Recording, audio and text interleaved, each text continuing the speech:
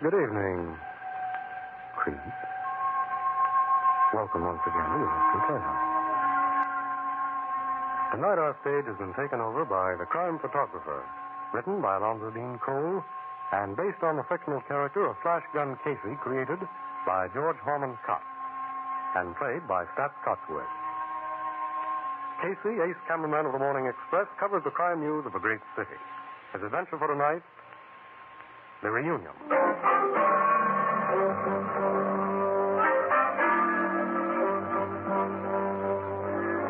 About 9 o'clock in the evening, a luxurious suite in our city's most expensive hotel. One of its present occupants is a strikingly beautiful woman. In her hands is the latest fashion magazine, but she stares at it without interest. Irene. Irene. Yes, Ruth? You haven't turned a page in that magazine for half an hour. I've been thinking. Oh, Irene, why don't you put him out of your mind? If a man had done to you what my husband has tried to do to me, could you drive it from your mind? Oh, yes, I know. I made Kurt a success. He was just a poor weakling when I met him. I made him a great sculptor. I made him rich and famous. Now he's repaid me.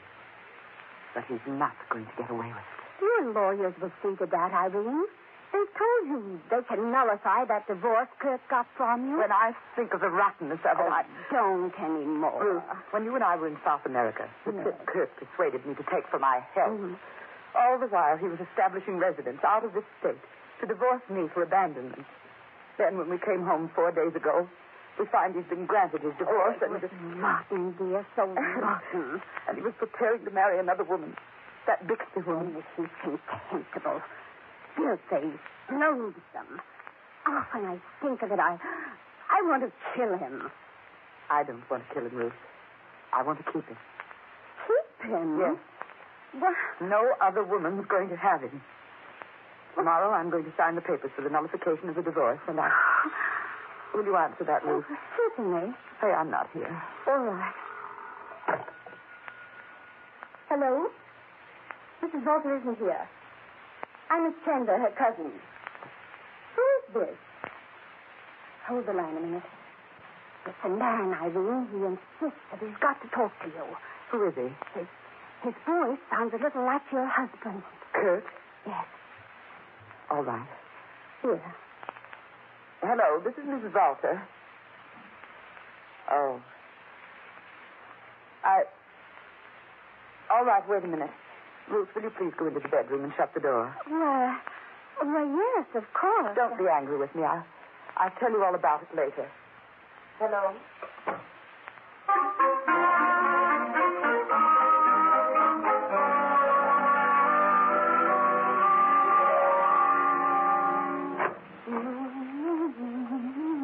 Oh, Ruth, forgive me for sending you out of the room. Irene! I'm going out. You've got to help me dress in the prettiest things I have. Thank heaven my hair was decently done today. Say, what is this? Was it Kurt? No, it wasn't Kurt. Darling, hand me that cold cream jar. Here. What other man is making you dress in your best? And you've changed completely since that telephone call, Irene. Well, you'll just have to restrain your curiosity. And for several days. I don't expect to come back here tonight or tomorrow night. What? Maybe I won't come back for a week. Why? But don't worry, Ruth, and don't try to find me. I'm going to be happy again, dear. Altogether happy.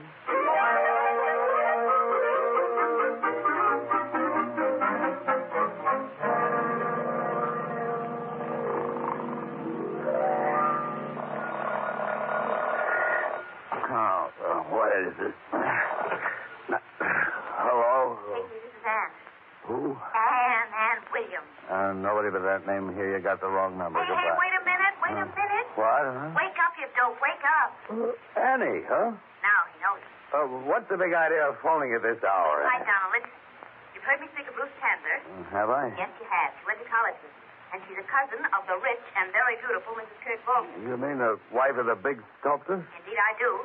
Now, listen, Ruth phoned me a few minutes ago and told me that Mrs. Walter disappeared 10 days ago and has not been heard from since. Yeah? Yes. Ruth hasn't notified the cops yet, so we're getting first in on what may be a good story. Well, give me all the dope, Annie. Give you. Ruth will tell us the story as soon as we get to the hotel. Oh, okay, Annie. I'll pick you up in about 20 minutes.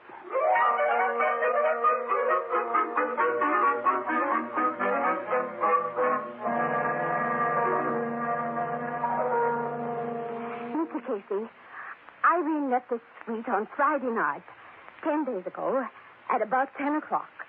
And that's the last I've seen or heard from her. Yes, but Ruth, listen, Mrs. Volter told you that she might be away for a week. Now, maybe she's just staying wherever she is a little longer than she intended. But she's not where I thought she was going then. Miss Chandler, you figured that Mrs. Volter was joining her husband for a reunion. It was the only thing I could figure, Mr. Casey. Until just before I phoned you this morning, I learned there hasn't been any reunion. You went to Volter's home? Yes. I talked to Mrs. Royce, his housekeeper. She told me that during the past 10 days, Kurt has been working almost constantly in his studio. It's attached to the house. And that Irene hasn't been there. Sure she told you the truth? Positive. She and I are old friends. She wouldn't lie to me. Mr. Casey, do you think I should ask the police to look for Irene? No, I wouldn't. You know how women feel who've just been separated from their husbands. Maybe she just... Well, she might be. To say, is this photograph on the piano a picture of your cousin? It is. Mm-hmm. This was taken some time ago. About 15 years ago, soon after her marriage, at the time she was posing for the statue that made her husband famous. The sleeping goddess? You know about it? Yeah. I've seen copies of the original. I kind of like sculptures and paintings. So Mrs. Walter modeled for it, eh? Yes. Mm-hmm. Annie, this face isn't just beautiful. It's got power in it, real power. It has that, all right. No photograph can do Irene full justice. She has the most wonderful hair, Mr. Casey. True golden hair. Yes, Anne told me about that. Well, I've seen Kurt go into temperamental rages because he's a sculptor and not a painter. He couldn't reproduce her hair in bronze or marble, of course.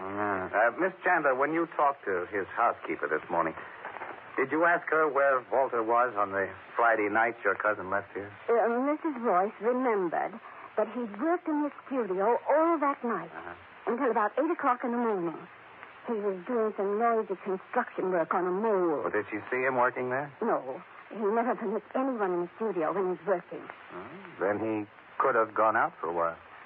Mr. Casey, I believe you have the same awful idea that I have. That Kurt might have slipped out of the studio unseen, met Irene somewhere, and killed her. Did you let this Mrs. Royce know of your suspicion? No. I even asked her not to tell anybody that I'd been out to see her this morning. I don't know why. I just did. Good. I'd like to talk to Walter before he knows a search has been started for Mrs. Walter. I just might catch him off guard. Just might. Well, let's go, Annie.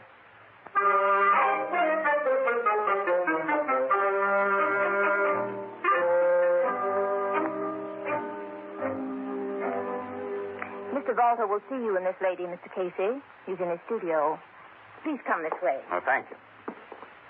You're Mrs. Royce, aren't you? Yes. How did you know my name? Oh, Ruth Chandler has told us all about you. Here we are.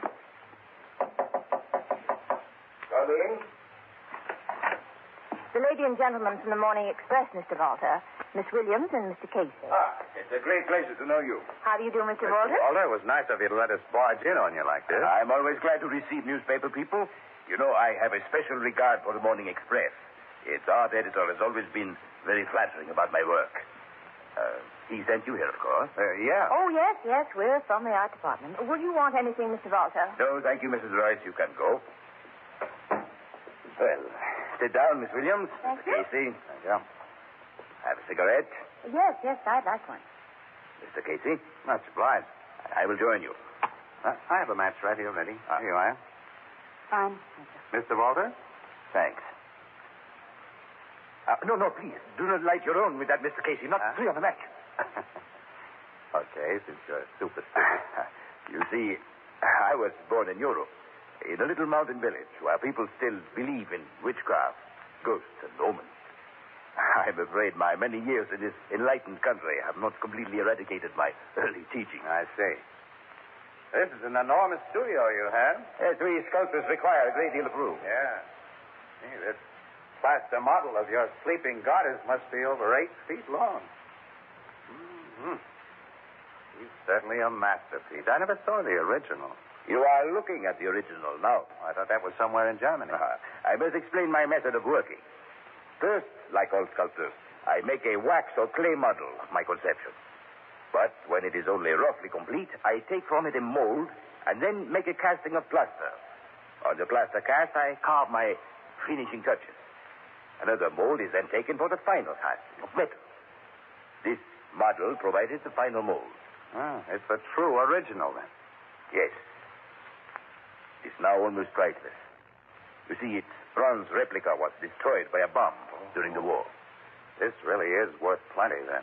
Many consider it my greatest work. I understand the model who posed for it was your wife. Yes. She is now my ex-wife. We are divorced. Yeah? Well, if she looked like this sleeping goddess, she was certainly some woman. More like a goddess than a woman. She had the most wonderful hair in the world. But it was not of this world. Let us not talk of her. Okay. Hey. When did you make this plaster model, Mr. Volter? 14, 15 years ago. Why? The head feels damp, like fresh plaster. The head? That cannot be. Feel it. It is not damp. What do you say, Miss Williams? Feels stone dry to me, Casey. Huh? Yeah. Sure. Funny. When I first touched it, it felt cold and clammy. Like death. Death? Yeah. I see you don't have to go through your house to get in or out of this studio, Mr. Volter. There's a door leading directly outside. Yes.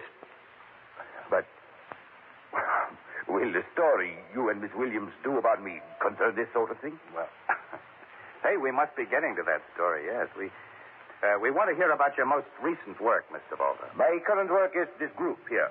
Oh, hey, that's a bigger hunk of plaster than the goddess. That's what you call hunk of plaster. Will bring me $30,000 when cast in bronze. Wow. You're in a good business. What do you call this group? I call it the Reunion. The Reunion? Mm-hmm. Yes. It is a symbolic conception. When did you cast that plaster?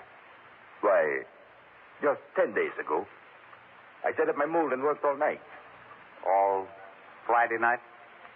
It was a Friday night. And you call it a reunion.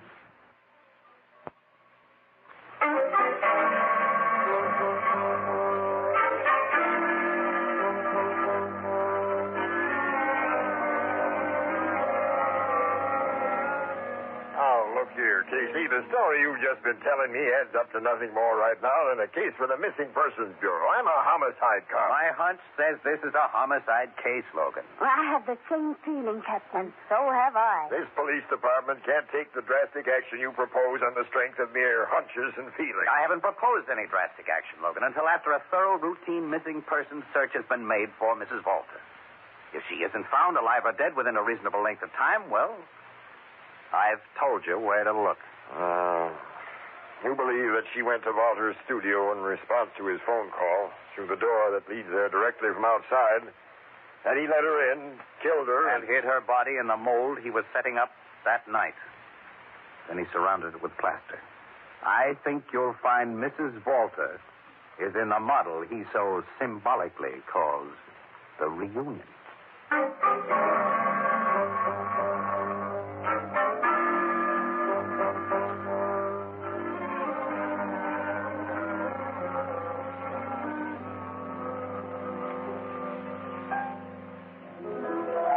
Casey?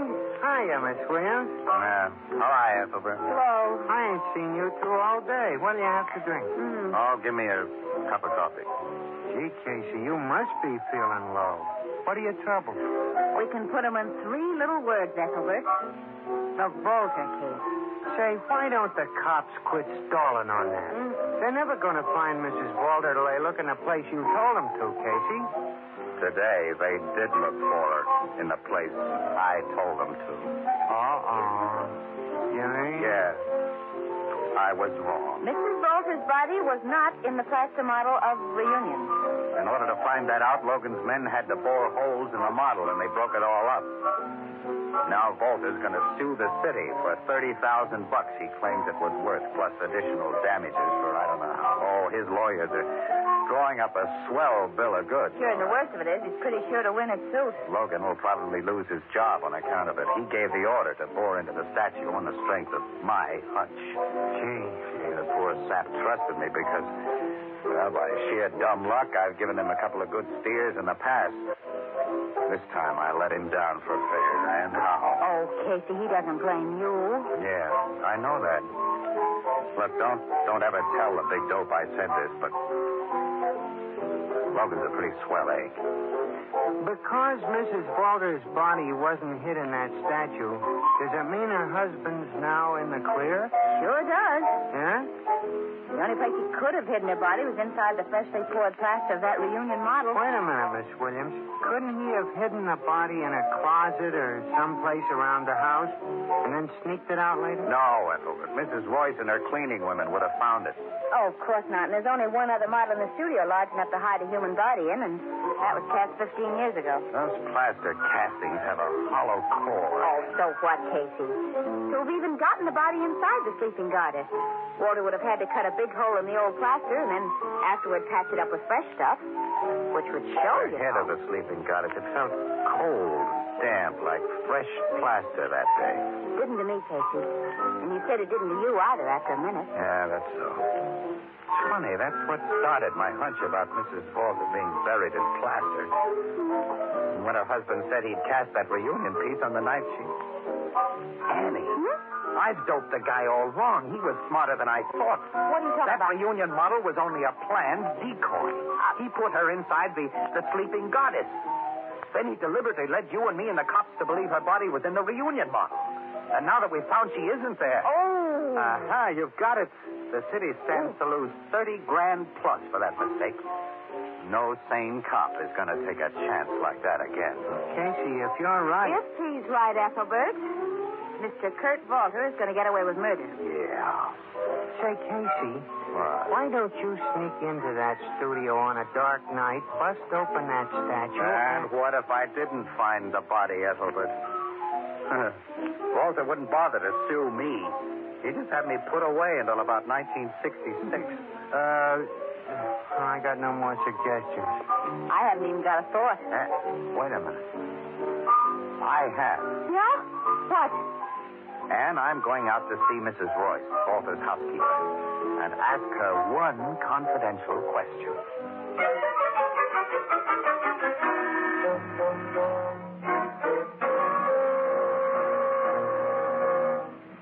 No, Mr. Casey. Since the night he made that plaster casting of his reunion group, Mr. Walter has never gone into his studio after dark. I see. Oh, I thought it rather strange. He used to do so much work in there at night. Well, thanks, Mrs. Royce. Why have you asked me about that? I've been thinking. I was born in Europe, in a little mountain village where people still believe in witchcraft, ghosts, and omens. I've sometimes thought Kurt insane on the subject of Irene's hair. He couldn't reproduce it in bronze or marble. She had the most wonderful hair in the world, but it was not of this world. Yes, Mrs. Royce, I've just been thinking a kind of crazy thought.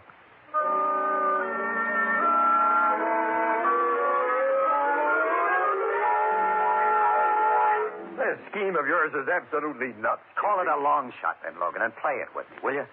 If it happens to work, you save your job, the town saves at least $30,000, I save my peace of mind, and we'll have the goods on a rotten killer. Okay, pal. I'll take a chance.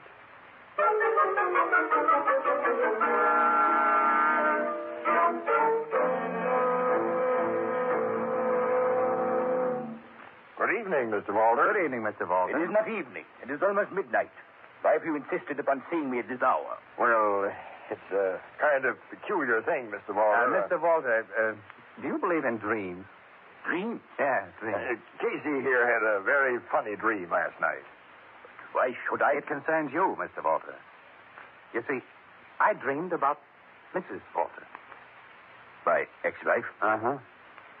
I dreamed that she talked to me. She talked to you? Yeah. She wasn't like a woman in my dream. She looked like that statue of yours she posed for, the sleeping goddess. She was the goddess, only awake. Awake? Uh-huh. Casey, tell him the funny thing she said to you in your dream. Okay, Logan, I will. Mr. Walter, she said, I am the goddess awake because my life is in my statue. She said her life was... Uh-huh. Uh-huh. And her hair was the shiny gold color I've heard Mrs. Walter had. So bright. It seemed to have light in it. Why have you come here to tell me about this? Because in my dream she told me to come here. She told you? Just before midnight, she said. It's almost that now, Casey. We got to move fast. Yeah, come on, Walter, into your studio. Into my studio? She told Casey to have you there at midnight. Clock's striking 12 now. Come on, hurry. No, let me go. How dare you? She wants you in the studio, Walter, where she's waiting for you. Waiting for me? The goddess awake with shiny gold hair. Don't open that studio door. Don't push me inside. We're leaving you inside. And in the dark. Open your door. Let me out. Light switch does not work. Open this door. Don't leave me alone here in the dark. You're not alone, Walter. The goddess is awake in there. No.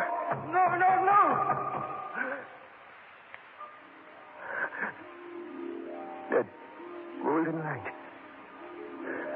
That golden light. It rises, moves this way. No. Don't come any closer. I'm sorry, Irene. I had to kill you. You ruled me. I've been your slave.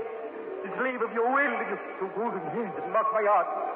I had to kill you and hide your body in that sleeping goddess. I had to make you sleep forever. Don't come any closer. Forgive me. We've heard enough, Casey. All we need, Logan. Switch on your flashlight. Oh, Casey, I'm glad to have some light in here. You did a swell job, Annie. I was scared. You know that I was scared. I didn't like to seeing a ghost in the dark. You scared Mr. Kurt Walter a lot more, Miss Williams. He's fainted. You did? I figured all he needed was to see the shadow of a woman with a luminous wig rise from behind that plaster statue and walk slowly toward him. Casey, I'll never do this kind of job again. I'll never do wait it a again. minute. You're trembling, kid. Now, what's the matter? I don't know. I don't know. You know what happened? What? Just at midnight. When you pushed Walter through the door and I went into my act, I got suddenly afraid. Afraid of Walter? No, afraid of her. Annie, what? Hey, Why was I? Walter hasn't fainted. He's dead. Dead? Yeah. Dead.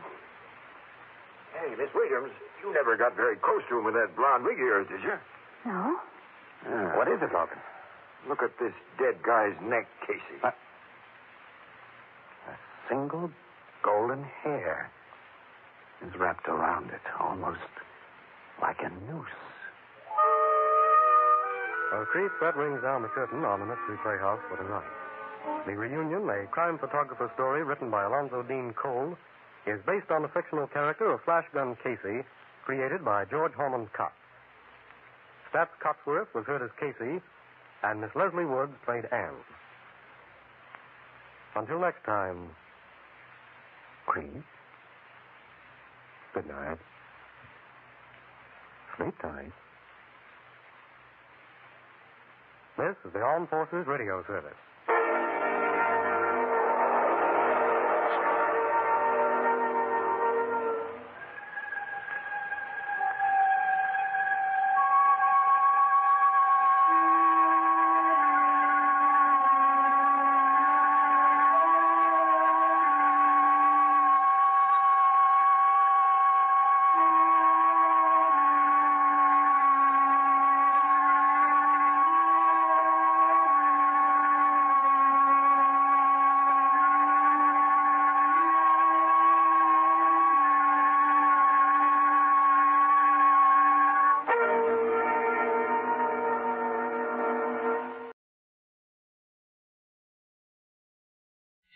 First on the scene, crime photographer. Got it. Look for it in the Morning Express.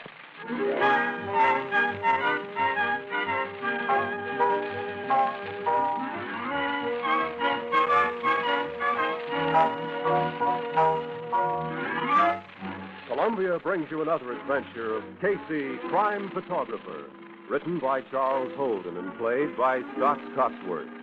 Casey, ace cameraman of the Morning Express, covers the crime news of a great city. His adventure for tonight, Tooth for a Tooth.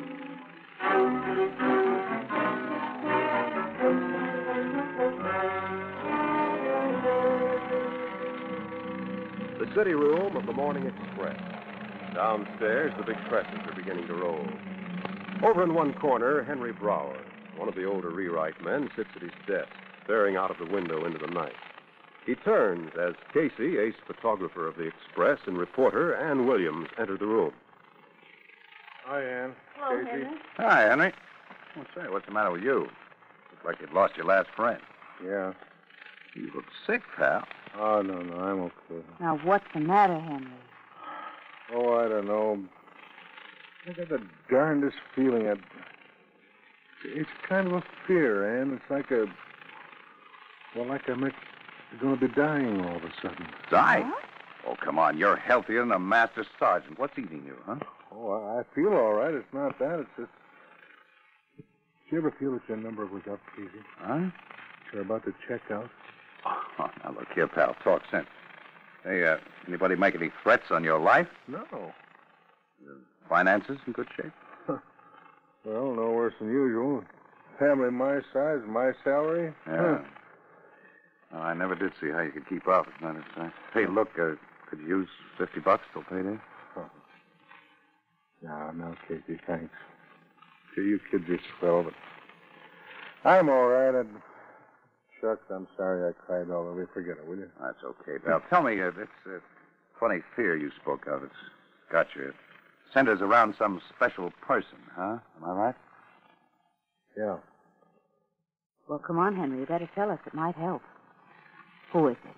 Well, it's nothing I can put my finger on, Ann. It's a fellow I met 3 months ago. He gives me the willies. I wake up in a cold sweat and find out I've been dreaming about him. Hmm? Yeah. He's been nice enough to me, too. He saved me a big dental bill, for one thing. Saved your dental bill, how? Yeah. Well, he did the work on me himself. He's kind of a research scientist, I guess. What's his name? Renat. Renat, huh? Yeah. He's got a country home out on River Road. He's not an accredited dentist, though, is he? Oh, no. He may have been once, but I don't know. He's developing some new kind of metal for fillings. He offered to do all my dental work free just to try it out. You should never have let him monkey with your teeth. Never let anybody but a real dentist do that. I know, Casey, but, well, I had a couple of teeth bothering me, and when he offered to fix them up for nothing, I couldn't resist it. Well, he kind of hypnotized me, I guess. He gives me the willies, I tell you. Henry, do you mind if I look at your teeth? No, go ahead.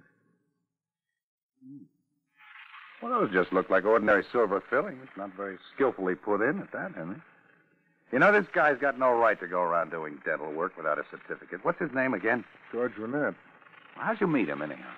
Well, my oldest boy, Rusty, works on a truck and delivers those big steel cylinders of bottled gas. You know the kind the dentists use? Laughing gas. Yeah, I guess so. Well, anyway, Rusty took some out to Renat's, and Renat asked him if he knew anyone who wanted to have some free dental work done. Funny thing to ask. Well, yeah, it did seem a little screwy, but I had these teeth bothering me, and I was so hard up.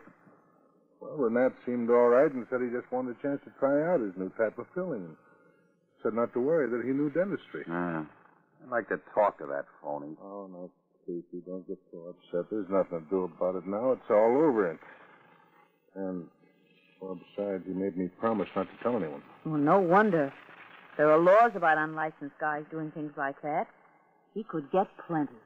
Now, this fear of Renat you got hanging over you, how do you explain that, huh, Henry? Oh, that's just me. Nerves, I guess. I've had a lot on my mind. Bills and... You know. Yeah. Well, look, why don't you sort of lay low for a day or two until you feel more like yourself? Stick around the office as much as you can, and if you do go out, don't go alone. Hey, what's in the back of your mind, Casey? Nothing. No. As long as you feel low, just keep among friends, okay? Well, all right. You know, I feel a little better already. Good. Yeah, well, I'll see you later. Yeah, so long, Henry. Bye, So Henry. long. Bye. Take care of yourself. He is really tied up in bow knots, isn't he? Say so, Annie, you know something? Just twice in my life, I've had guys talk to me like that. And inside of a month, both those guys were dead. Dead? Yes, sir. Annie, the human mind is a very funny thing. Another thing, this friend of Henry's, guys that aren't dentists, don't just go around denting or whatever you call it just for the fun of it. They've got a motive. Annie, I smell something very screwy here.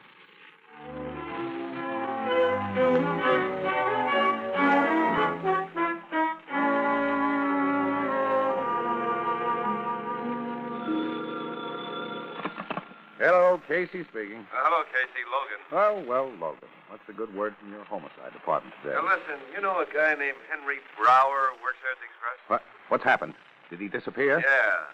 Jumping Gene Hustle. His wife called headquarters here. He didn't come home all last night. Yeah? We've had an alert on him for over an hour. Hey, how'd you know he disappeared? Well, he told me last night he had a feeling he was going to. Oh, that's how it is, huh? Well, the bum took a powder. He walked out. No, Logan, no, he didn't. Don't tell me. Brower's got $3,000 in outstanding bills around That town. doesn't make any He difference. did a fade trying to duck payments, that's all. You're nuts, Logan. He's the right guy. Right guys don't do things like that, But I Casey. tell you, Henry's got a wife and 4 kids. Well, does that make it any better? Oh, he's done a fade, I tell you. Sure, somebody didn't do him in. Well, we'll check on that, but nobody had a motive.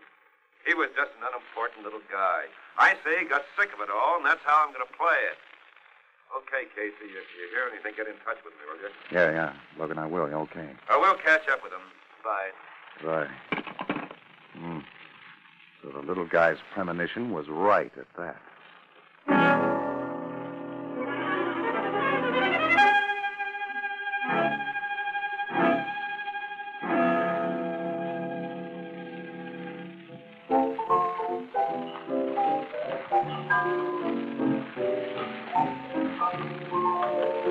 Wow. Hello, you two. Hi, Ethelbert. Hi. What brings you two here in the glare of the noonday sun, huh? Why, Ethelbert. You know Casey can't think straight anywhere but here at the Blue Note. And besides, it's nice and cool. You want something? You don't, do you, this hour of the day? No, I don't. Maybe a beer. Yeah, give me a beer. You can fix me an orange juice, Ethelbert, if that won't cost you your professional standing. It's not a bad joke, Miss Williams. Not bad. Why, thank you. Say, speaking of jokes, did you hear that new radio comic last night? Oh, no. I almost died laughing. All through his program, he kept saying, so-and-so spelled backwards is so-and-so. Like once he said, we will now hear from our all-girl orchestra. Girls make with the music. And remember, folks, music spelled backwards is C-I-S-U-M. Kiss him. You get it, Casey? Do I get it? Good. Corn spelled backwards is Narok, I guess. Well, now, how about my beer? Okay. Here's your beer. What's the trouble, pal? He is thinking, Ethelbert, about the process of getting teeth filled. What's the matter, Casey? You got a toothache? No, I got a headache, Ethelbert. Very good friend of mine, Henry Brower, has disappeared. Oh, I know, Henry. You say he disappeared? Sure has. Yeah. Well, how? We don't know. Just dropped out of sight, that's all. And we've got next to nothing to go on. Nothing but my hunch that a quack that filled his teeth may have got something to do with this case. A dentist?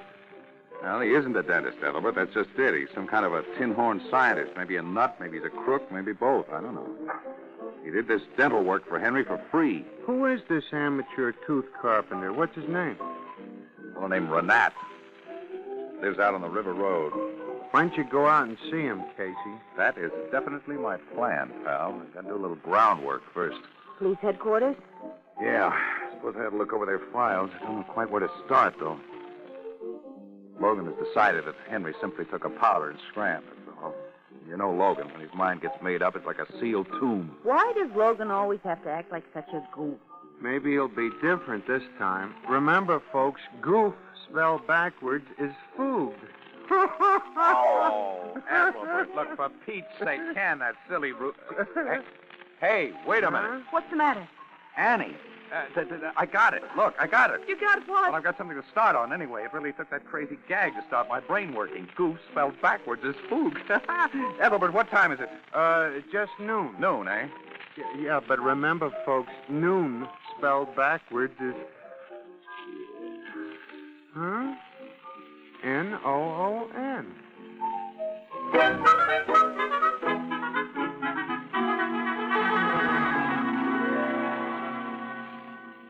Yeah, Casey, that's the Tanner case you're thinking of. Colorado in 1931. 1931, yep, that's it. I remember it well, Logan. This guy Tanner was a cattleman. He was robbed, and then he was trampled to death by his own herd cattle, right? Yep. And there was never any solution to the robbery. That's it. Yeah, that's it. Well, what's that got to do with Henry Brower's disappearance? Well, don't look now, but I got one of my hunches, Logan. Two cases tie up beautifully. Oh, Casey, I think you're nuts. You and your hunches. Henry Brower ran away, I tell you. He's trying to beat his creditors. Logan, I tell you, Henry wouldn't do a thing like that. All right, now I'm going to find him. That guy is in trouble. I bet he could use a bit of help right now.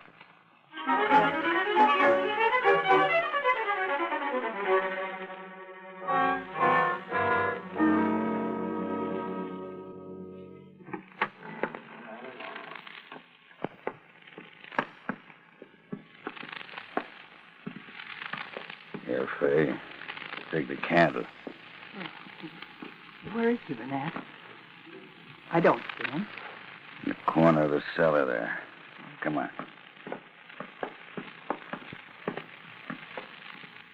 Well, Mr. Brower, how do you feel? Funny, but with that gag on your puss, I don't understand a word you say. Hey, don't try to struggle. You're tied up pretty well, you know. What do you do if he dies, George? He doesn't look so good.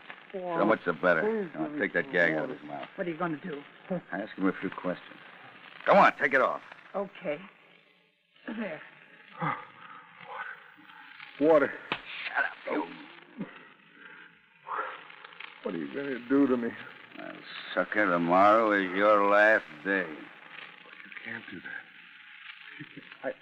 I never did anything to you. Please, Renat. I've got a wife and 4 kids. You can't... Shut up, I say. Give me just a little water. I'll get him some, Fay. There's a glass by the laundry tub. Okay. Water, please. You know what the police are saying about you, Henry? No, what? Well, they say that you disappeared because you owe so many bills. Here's the water. Oh, now, Henry, I'll hold it for you right at your lips. Please. But before you drink, I've got one little question I want answered. Did you ever tell anyone about my fixing your teeth for you? No. Not even that son of yours, Rusty? I did what you said. He never knew I came out here after that first time. And nobody water. knows, huh? Nobody. Please give me some water. Please give me... Sure. Yes, please.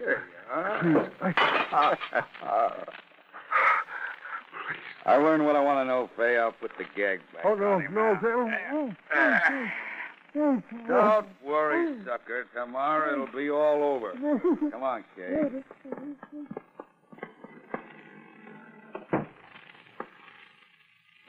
George, do you think he did tell anyone? No, I'm sure he didn't. I've had that guy scared to death ever since he first came out here. Listen, darling, nothing can go wrong, can it? Don't worry, ain't a chance, babe, because this time I'm taking no chances at all. Oh, I hate the suspense. But I suppose this job will put us on easy street for the rest of our lives, huh? That's right, baby. For the rest of our lives.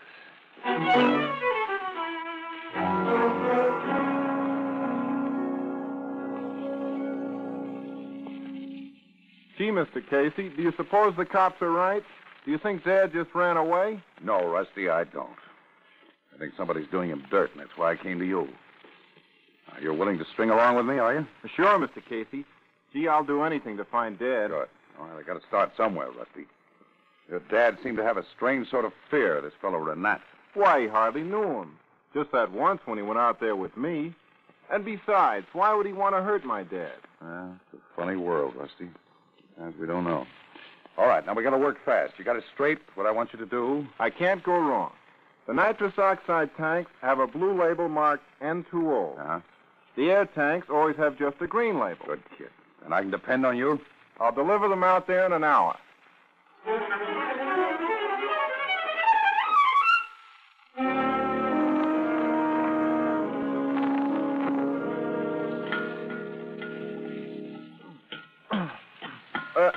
There we are, Mr. Renat. There's your regular replacement on the bottled gas. I'm a little ahead of schedule, but I can't always get out here in the country. That's all right. I use that gas in my experiments almost daily. Hey, by the way, is your father turned up yet? No, we haven't heard a thing from him. Oh, that's terrible. Well, he's probably just up on a log somewhere, huh? I'm sure it'll work out all right. Yeah, Mr. Renat. I think maybe it will.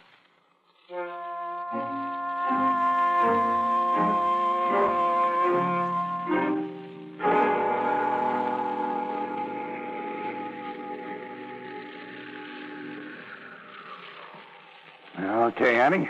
That's Renat's house right over there. Now, look, you just stay right in the car. Don't make a sound. And don't get upset or anything like that. Casey, if your hunch is right, Renat's a dangerous man. I wish you wouldn't go in there alone. Never mind. I can take care of myself.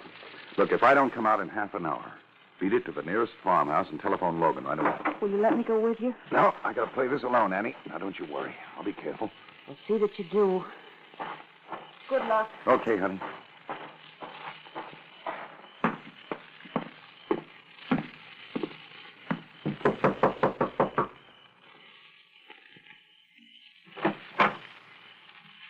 Yes? Does Mr. Renat live here? Who are you? I'm a friend of Henry Brower. He sent me out here. You've been talking to him? Yeah, you see, miss, I got a toothache, something awful. And he told me that Mr. Renat might kind of fix me up. Just a minute, please. Wait right out there in the porch, will you? Yeah, okay.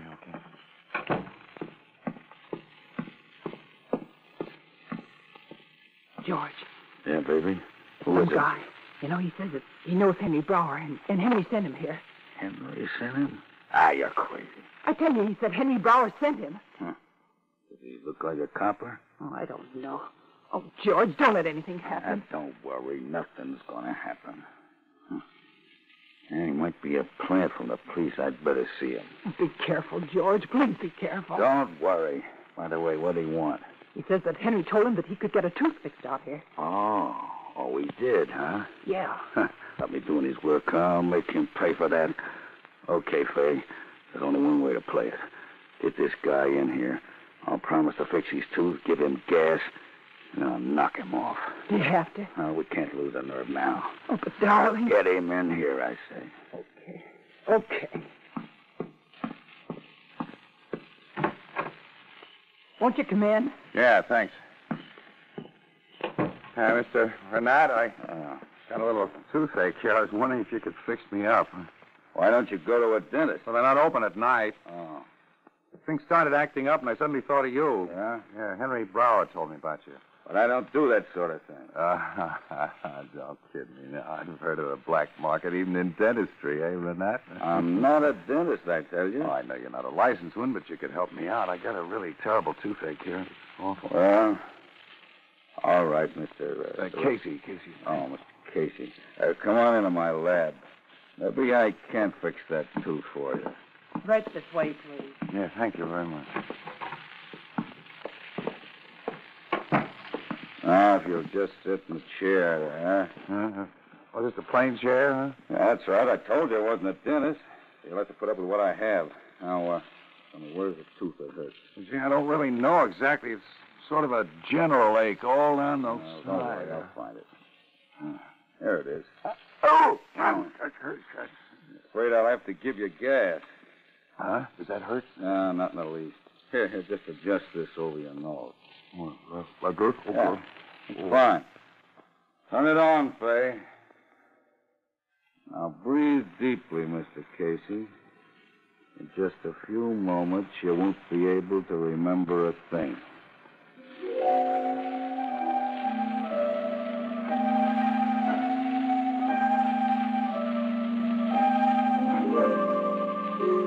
He's a phony, all right. He hasn't got a cavity in his head. His teeth are perfect. I thought so. Is he unconscious? He ought to be. I've given him enough for 10 men. You know, I think he's wise to it. Oh, George, I knew this was risky. We should never have tried it again. We got away with it in Colorado, but, well, because you picked a nobody for the fall guy. But it isn't working out this time. Don't worry. This Casey is probably a friend of Henry Brower who got suspicious of me when Henry disappeared. Probably just came out to investigate. Well, we'll soon fix that. We'll just get rid of Mr. Casey. But how? I think a little of that hypodermic of my own special formula there will do it. Yeah, there's one ready in the cabinet. But you don't want two bodies to be found here after the fire. No, brother, it's going to work out all right, Fay. We'll get rid of this slug tonight. Burn the house down tomorrow. I'll find Mr. Brower's body, whose dental work I fixed to exactly match my own. I'll identify him as me. You collect my insurance and meet me inside of 6 months in Havana. Everything just as we planned. I only hope we get away with it, that's all. We will. Don't worry. Now, give him some more gas. Aren't you afraid you'll smother me? Why? What? You can't do that. No, you don't, you swine. George, he'll kill you. Drug him. Oh, my arm. There. Guess that'll teach you, Mr. Tanner. Tanner? Oh, you freak in my arm. You don't deny you're Tanner? Colorado, 1931. No. You're crazy. Ow. All right. I'm Tanner. Let me go. All right, now, Tanner, where's Henry? I'll talk. He's in the cellar. Is he alive? Yeah, we haven't hurt him. He's alive. He better be. Pick him up.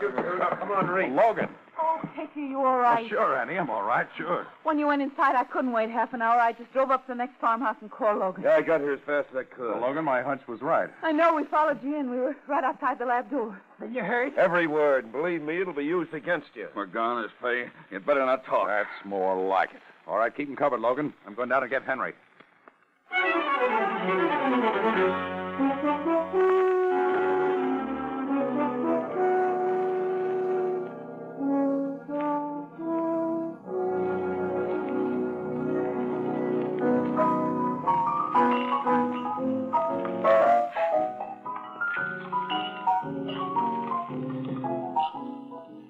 Oh, Casey.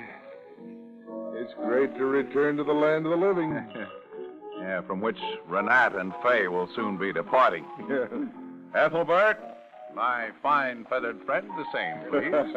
And the drinks are still on me tonight. You know, Henry is feeling much better. I noticed that. Yeah, oh, yeah. Coming up. Thank You know, Casey, I still don't see how you pinned this whole thing on Renat. How did you? Well, Ethelbert, I tell you, I was naturally suspicious of a non-dentist doing all that fancy dental work. You know, there's only one sure way to check on the identity, if you'll pardon the expression, Henry, of a well-burned corpse. Yeah, I nearly was just that, too. Yeah. Oh, what brother. this guy was doing was building himself a case, you see. He made over Henry's dental work to match his own. You see, Tanner tried that trick once before in Colorado, and he got away with it. He dressed some poor guy in his clothes, killed him, and then made it look as though he himself had been trampled to death in a stampede. Then he studied dentistry, huh? But, Casey, when you was in the lab there taking that gas, what'd you do? Hold your breath? Rusty worked that one out. He switched labels on the gas he delivered.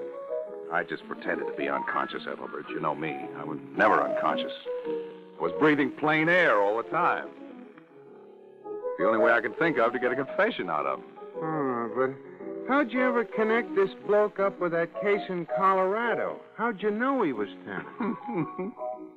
Well, this really is going to kill me to admit it, Ethelbert, but it was when you were doing all that backward talk, you remember? And remember, folks, Renat, spelt backwards, is... P-A-N-N-E-R. Well, how do you like that? Tanner. Tanner? Yeah, Tanner. Well, I'll be doggone.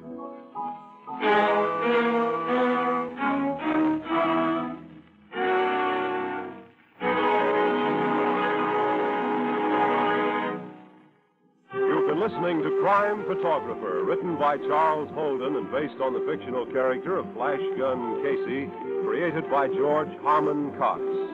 Casey is played by Staats Cotsworth and Anne by Miss Leslie Woods.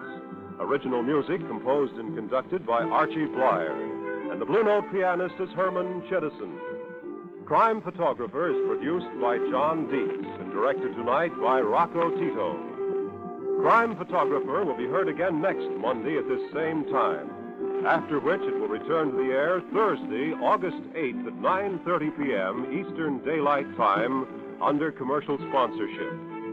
This is Bob Hite inviting you to join us again next Monday at this same time for another fast-moving adventure with Casey, Crime Photographer. This is CBS, the Columbia Broadcasting System.